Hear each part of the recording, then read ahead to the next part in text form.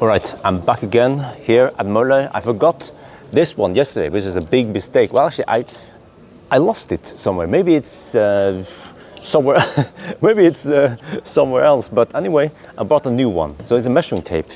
But we're gonna measure the ID.3. So let's start with the trunk.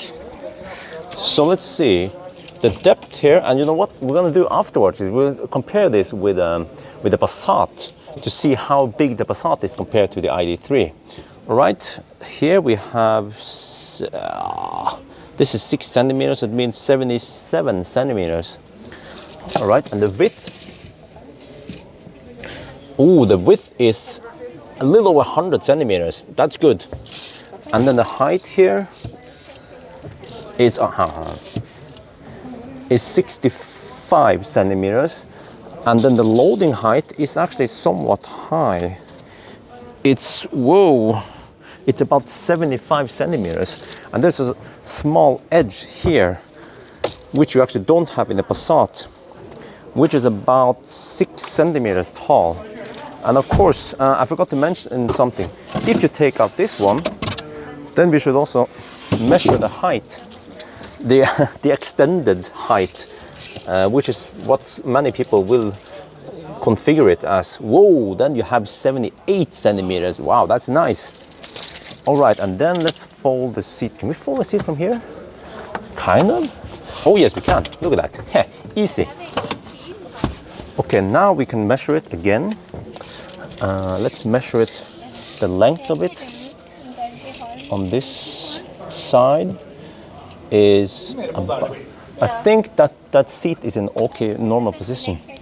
Then you have about 165 centimeters, and okay, let's try this one.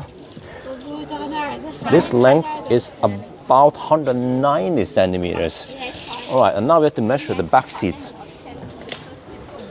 And the back seat here, let's measure it. So I'm going to measure the seat only, the cushion part, not the whole inside, because you only utilize the seat anyway.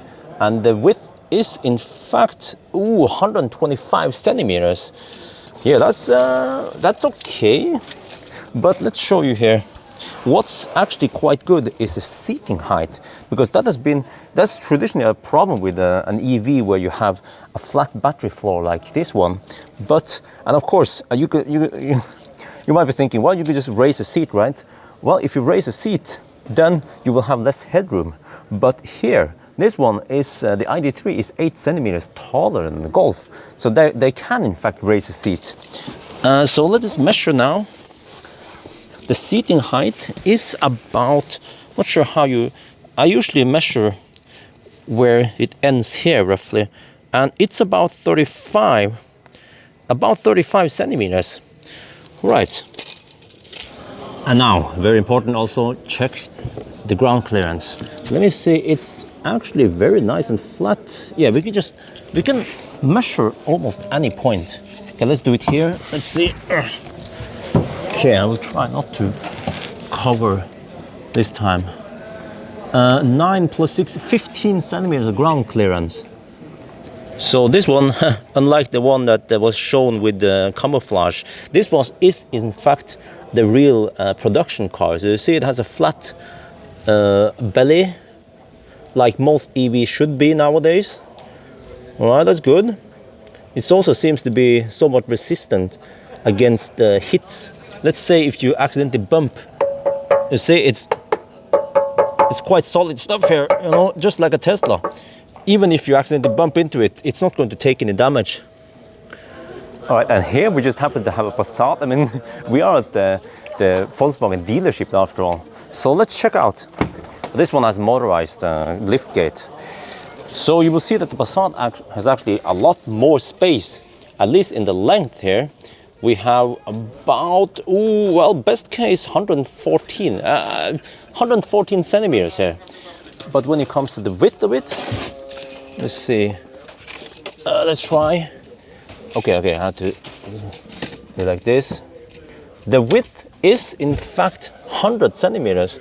And then the height, well, there's actually two heights we have to check. The height here is 70 centimeters, but you can also open up under here. But I will show you. Let me just take it out. Wait, let me see. How do we take this one out?